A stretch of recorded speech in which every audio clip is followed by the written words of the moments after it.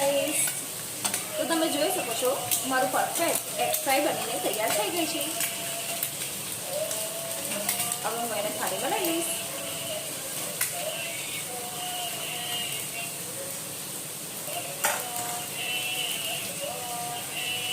બીજી એક egg fry બનાવી લઈશું.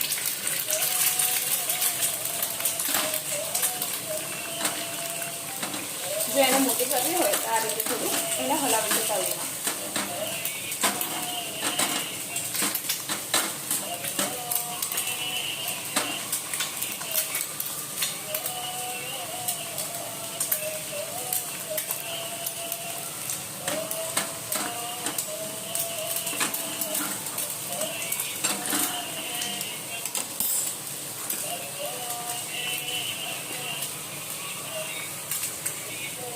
મારી બીજી એગ ફ્રાય પણ બનીને તૈયાર છે. હવે હું એને ડીશમાં કાઢી લઈશ.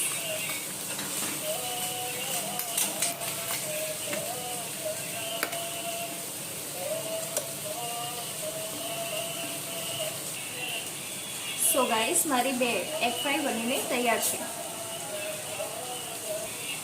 હવે એના ઉપર હું થોડી ગ્રેવી મૂકીશ.